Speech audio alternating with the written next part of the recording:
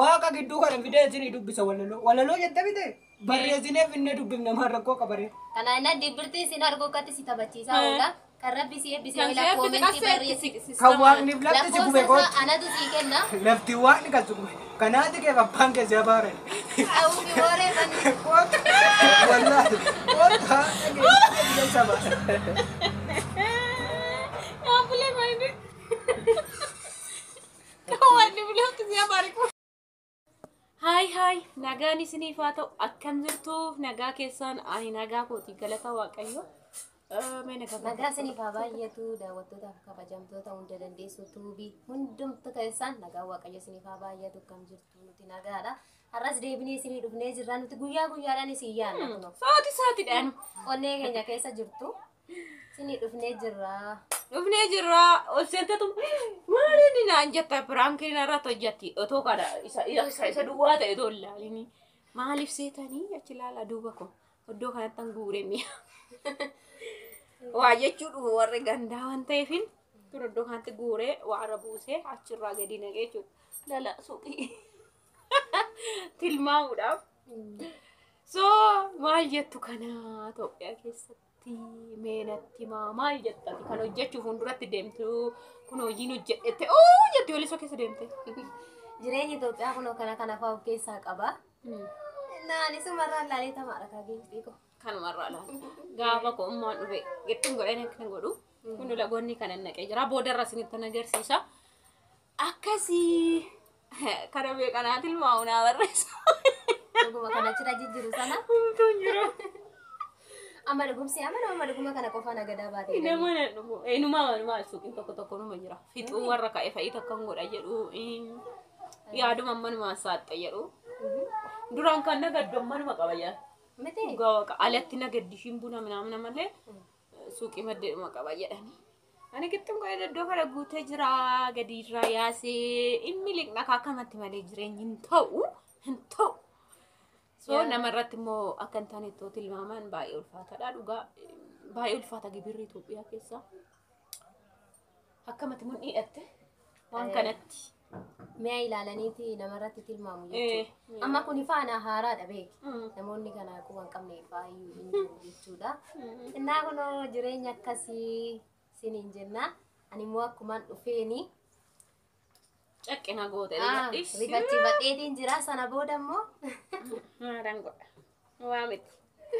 Mee dhugaa warra gara fuulduraatti suuqii hojjechuudhaaf yaada qabanuuf sirriitti yaada qoodiif mee waan isaan barbaachisu kunoo kunfaa akka jiru. Jireenyi biyya Itoophiyaa randatta si olee deemu jechuudha. Walitti hin baatu inuma ol laala kuno. Jireenya biyya keessatti yoo biliqxan bilchaadha. Asitti baatanii kan mul'atanii malee nulfaata hojii fa'ii jalqabnan baay'ee qoramtu garuu obsa sin barbaachisa yoo obsitan immoo sirriitti hojjettu yoo hojjettanii siistama isaa bartanidha hojjechuu kallattumaan bichaa ta'e godhumatti haftu maaliif amma waan baay'ee nama daangessa dhugaa birrii qabaattee akka malee saaqee hojjedheette akka malee hojiin karaa meeqasitti dhufu isaaf immoo siistamaan amma tokko bariichanni isaa kun baay'eessa yoomiyyuu jechuudha garuu amma tokko namoota faana relationship uummatanii walii galanii hojjechuudha. Yeroo hundumaa kan inni jedhu nuti wakkati noottani maleedha. Hin ulfaata. Biyya keessatti hin ulfaata. Adara keessan hin agartan jabeessati nama eegina. Isa sana na gargaara, isa sana hojii naa bana, isa kana naa karoorsoo keessana hin jedhinaati. Kallattiidhaan hojiitti galaa. Qormaata sitti dhufutti mochumarra teessanii inaarina dafaa bira darba yoo isuma yaaddan isumarra teessanii maaliif ta'ettanii herreegdanii yoo amma maatiin jedhamu tokko boodamtu waa'ee kee dubbachuu baate maaliif ani godhee fooni maal hin jedhin isaan si jammar ammaa yoo ta'u baaftee fi barbaadu waan ta'eef ati dhiisi akka nama barateetti ofii keeti waan karoorfatte waan hojjechuu barbaadde haala ittiin deemuu barbaadde deemii akkasittiin deemaa siniin jedha ati si yaada qabaatte. Gorsa bareedduudha. Yaa waan jedhamu qabatu jetteetta. Wani fudhatamoo qabu kanuma jechuudha. Of danda'u hojjechuu hanga nama danda'ametti jechuudha. Tattaafachuun yoo barbaachisaa. Kun ammoo yoo nan hojjedha ittis immoo kun mudannoo baay'ee jira. Mudannoo baay'ee. Hanga ta'e obsanii gooftaa kadhatanii keessa darbuudhaaf kan nuti nu gargaaru. Anamma sirumayyuu humnaa ol naccimee waan jiruuf dubbachuu hin danda'u. Ganaa isheen amma erga goof keessa jettee waan ta'e bartutti wal makaadha harka. Wal makaa. Baay'ee ulfaataadha. So dhuguma wal nama harkaamaa ka garuu bakka obsaan tokkichatti seentanii jennaan immoo jabina saaquu hojjechuu bichaa yaaddaniif miti akkaataa isaa siistama isaa yoo kufaatiin jiraate maal gochuu yoo ka'uun jiraate akkamitti akka camanii ka'an hubachuudha jechuudha malee yeroo wanti ta'e nama gufate jechuunis sobadan immoo ittuu lama miidhamu. Kanaaf akkasii hojii bichaa jedhama ijoolleen baay'een gaafii na dhiyeessan. 500 qaba kuma 500. Waaqa qaba maali jedha maali gabii Tiniina qaba. Makiinaa bira dabarsuu di jalqabe qabe. Mucaa maal hundi jalqabe? Maayif. Biyyi nagaa miti moo? Waaqa makiinaa ishiitti xinnoo harka qabee bira dabarsuu di jeeti. Ani kun wanni ishiin narra baatee olte ishiin maddee. Waaqa. Wayyoo haadha kun lammatan ba'u. Dhugaa. Mandi setta jibaya deemee kun akka godhatu. Wayyoo oduun urgaa balleesse maal goona? Mirti jedhe. Asuma ilaalaa kun dhiirota Itoophiyaa. Nu lala. Dhugaa. Kakkan harkaa bashe kunuti kumna garii kaayee kaa taqqanna. Hijo. Yeah? Hawwaatan. Mati dubbat. Hijo yaa. Ani jaa. Lama taali jira jira. Wayyoo haadha ko. Dubbii kaata badee makko. Do. Koo. Ina kana na arga. Makiinaa ishiitti xinnoo bira dabarsuu di.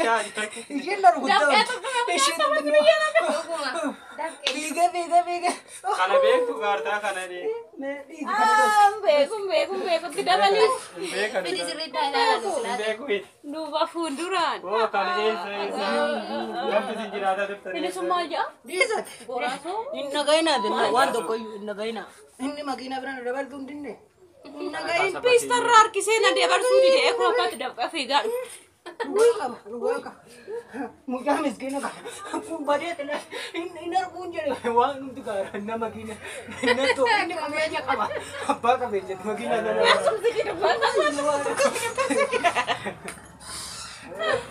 Abbaa qabeenyaati. Yesus. Akkas kunuun caaluu jira isa baqaatti fixan. Dhuguma kaasamuun jeeqamteetu tokkicha fataa jennee jirra amma dubbittiin sokkitee jechuudha. Sokkite baqa nuuf kaa'ale. Iyyummaa isaan nuuf kaa'e. Kanaaf gaafa ijoolleen tokko na gaafattanii mana hin qabaa maaliin hojjedhaa bichaa miti. Akkamittiin hojjedhaa danda'a. Muuxannoo isaa qaba. Yoon qabaachuu baadhe immoo siistama akkamiin itti galaa jechuudha malee nan saaqaa bichaadhaan miti. Akkasiin isiniin jechuun barbaada sagalee isinitti guddifnee isiniin jedha. Kanuma akka maal qabna waan biraa? Kanuma yaada ishee hojiirra oolchaa fudhadhaa daraan gaafatu booda yaada ishee isiniin jettu hunda fudhadhaadhaaf amma waaqayyo isin gargaarii hojjetadhaatuma itti fayyadama hojiirra oolchaa. Gara biyyaatti galuudhaaf yoona baay'ee isaanii nariifatu garuu ani hin beeku gara biyyaatti galuu Awwaara kana jalana suuqetan gurgura. Akkas wayyaa. Suuqne gurgura sati.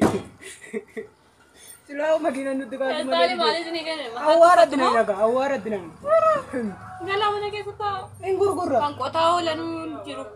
So suuqi maanni isiniin hin jedhinaa nuti lakkaa'uu dhufanii gadi guuree isiniin jedheera. kanaan jira. Maanni suuqiin kee makkas gootee hin jedhinaa. Na ilaallatti dhugaa waa. Kootti ilaalitti Na dubbadhu. ilaallatti dhugaa. Maaduu waa gootee jedhu waan jettaa. Mee ilaalame kanuma meemu meeqatti gammadu. Bakka nuti isheetti jiraachuu hin dandeenyu biyya kanatti. Eessa raqnu meemu. Maal godhu? Wayyoo. Inuma gubanne bakka. Argitan suuqii isaa. Gaafa dhalannu gubanne dhiisa makko. Amma gidduu kana immoo. Gaafa dhalatan du'an jedhu. Duune maal lama duuna. Abshir bira. Aiza. Wayya. Mee kuma. Baalukkaan wayii waan barbaade filaa yoo daawwattoota kee keessaa. Karaa gadheereen qabatte la. Wayyoo haadha koo. Karaa gadheereen qabatte. Dafeetanii sayyuun barbaada nama waan ta'eef. Mee na ilaali jageessa. Wayyoo haadha koo. Jarri maal ta'ani? Dhukkubsataniiru jarri kun. Dhukkubsataniiru. Kanaa jennaan ila kan rabbi siif tole wayii. Mucaa walaloo bareeda fuula koo. Walaloo